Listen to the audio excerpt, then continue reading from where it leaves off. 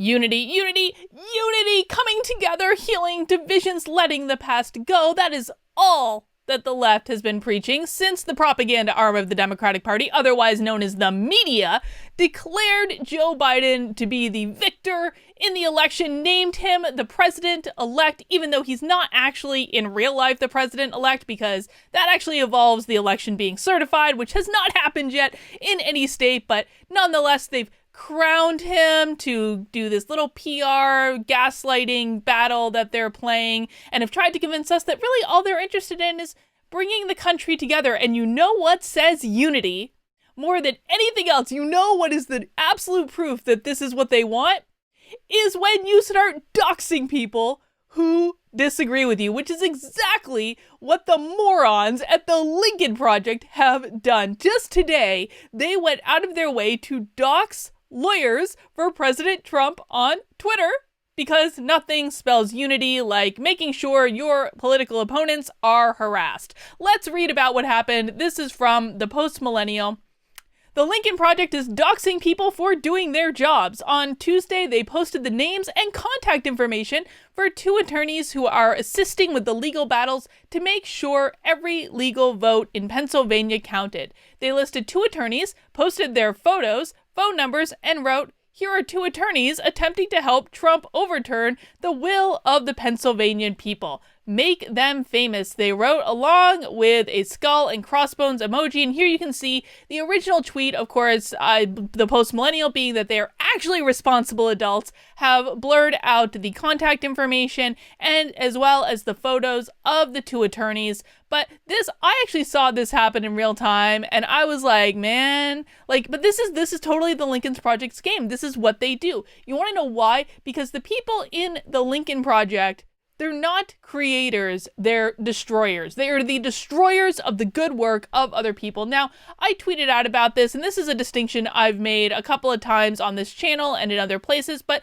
let's just go back and think about what I mean when I say creators versus destroyers. I fundamentally believe that if you strip everything else away, there are two types of people in the world. The first are creators. Creators are people who give things of value to the world. Those things could be big things, those things could be small things. They build things, they build companies, they build software, they, help, they coach people, they help each other out. They try to use their gifts, whatever their gifts are, to serve humanity. And that might be on a really small scale, it might be on a really large scale. There's not a distinction between the two. It doesn't really matter how many people you reach, how many people you serve. It is that you are in the act of creation, rather than the other part, which is the act of destruction. So what usually happens with people who I put in the destroyer category is they typically, frankly, don't have a whole heck of a lot of self-worth. They don't look at themselves and see themselves as someone who could bring value to the world. So in order to compensate with that, and by the way, guys, you can always identify people who have a low self-worth. They usually tend to be really miserable people. They tend to be angry people. They tend to actually age much faster than people who have a higher self-worth do. This is why it's always important to do the inner work, to make sure you've got yourself in order first. This is one of the points that Jordan Peterson makes in his 12 Rules for Life, right? You have to get your own house in order, literally make your bedroom in his case, before you go out and try to help the world. Because if you don't get your own house in order first, it's going to be really, really, really difficult to do that. And no one can do that work for you. There is no shortcut to doing that work. You have to do it yourself. If you don't do it yourself, then you're setting yourself up to become a destroyer, which I've defined here as people who don't have that self-worth. They haven't done the work. Maybe they focused a whole lot of their time on the anti-racism work to convince themselves that they're racist, which will absolutely make someone a destroyer in the long run. And in order to cope with their lack of self-worth, they focus their energy and attention on destroying what other people are doing, by pulling other people down, by saying, you know what, if I can't have what I want, you don't get to have what you want either. And that is exactly what the Lincoln Project is doing. So here, the life lesson I want you to take away from this one is that you always want to try to be a creator. Pulling other people down, destroying what other people are doing, it is not going to ever lift you up. It's not going to develop your self-worth. It's not going to help you feel better. You have to do that on your own, and that is separate from any other human being. But let's keep going. Let's keep going with how the Lincoln Project tried to destroy their enemies in this case in true adult fashion. Once they'd sicked the internet on the lawyers, they decided that another great, if illegal, idea would be to target the lawyers' clients. If they are unable to stop the lawsuits and they are unable to directly stop the lawyers, well, they'll use their weight to threaten the lawyers' clients and therefore their livelihood. The Lincoln Project doesn't just want the lawyers to stop doing their job, they want them out of a job altogether. And this is, of course, the only game that the left knows how to play. They don't have arguments that they could stand on. They haven't created those arguments. They haven't created a vision for what they want the country to be. The only game they know how to play is to rip down the good work of other people. Here we have a tweet from Ian Miles Chong, who says, they're also going after the billings of any lawyers who support Trump. This is politics at its worst. And this I actually have the original tweet here so you can see, because I don't think there's any reason that this actually needs to be censored.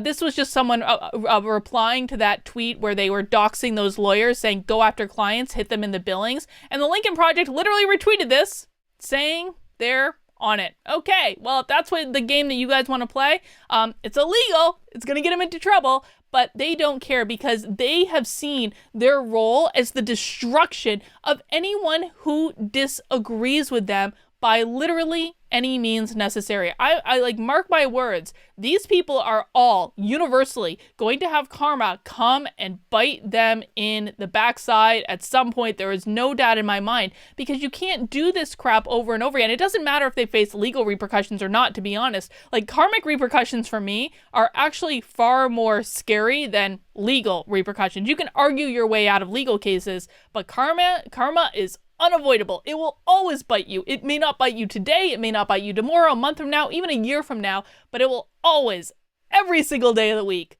come back to bite you. A fact that I think that Joe Biden is going to be experiencing with Clarence Thomas any day now, and I think it's going to be glorious. Let's keep going. The Lincoln Project, which uses its slogan, "You cannot escape the responsibility of tomorrow by evading it today," in true, ironic fashion, was founded as a joint effort between never Trump Republicans and leftist Democrats who desperately wanted to see Trump out of office. And this is so sad for them, because let's just say we live in a universe where Donald Trump does lose this election. I think that this is still in flux. I actually think it's starting to swing in Trump's favor, which would be really interesting. It's going to be so fascinating to see how this plays out. But like, let's just live in a world where Donald Trump loses and Joe Biden gets into office. What are they going to do then? They have based their entire identity on hating someone, on hating a single person, by the way, that 70 million Americans voted for. So they did a really crappy job in articulating their points because they didn't create anything. They didn't create a vision of, here is what we want. All they said is, here is what we don't want. We don't want him. No, anything but him. We don't really care what we get as long as we don't get him.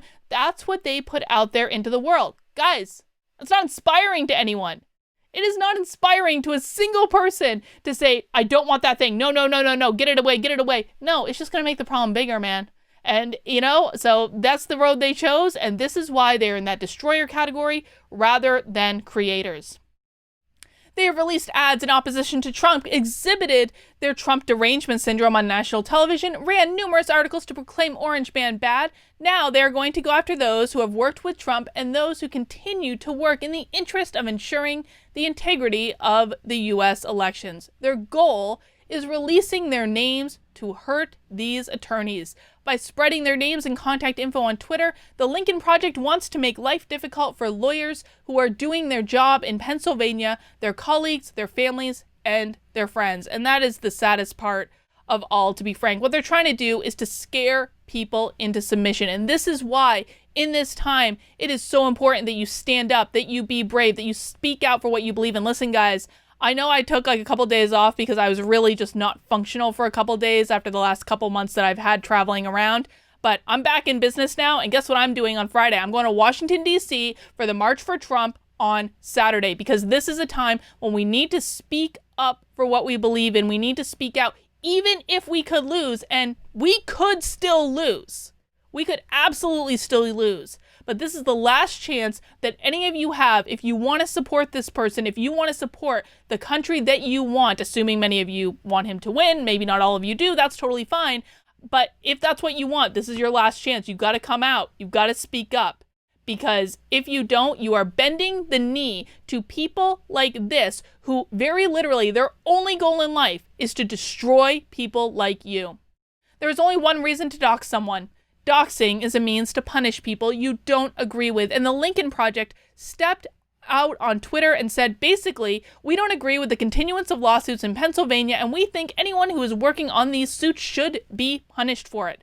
The Lincoln Project can't touch Trump, though they've tried, so their only avenue is to hurt him is to hurt his supporters, to cow them into backing down from their work so that Trump doesn't have anyone willing to pursue their case. This is the latest attempt by anti-Trump conservatives and their allied Democrats to hurt those who have worked with or supported U.S. President Donald Trump. A blacklist of those who worked in the Trump administration has been compiled by the Trump Accountability Project and touted by New York Congresswoman Alexandria Ocasio-Cortez. Now, there is actually a silver lining to this in that Twitter, for once in their lives, actually did their job. And they took down that tweet because the original tweet doxing the lawyers was a violation of Twitter's terms of service. We have this update here. A Twitter spokesperson tells me that the Lincoln Project tweet is in violation of the Twitter rules on abusive behavior. The account owner will be required to delete the violative tweet before regaining access to their account. I'm sure we can surmise that if this came from a conservative, then they probably would have gotten banned. But you know what? Hey, we have to take the wins that we can get. So that's that story. I mean, I don't think anyone is surprised by this. Listen, guys, if you enjoyed this video, if you want to support my channel, the reality is this. YouTube has basically cordoned off my content to only subscribers at this point. I was looking at my data yesterday, and you know what it used to be? It used to be that about 50% of the people who watched my videos were subscribed to me.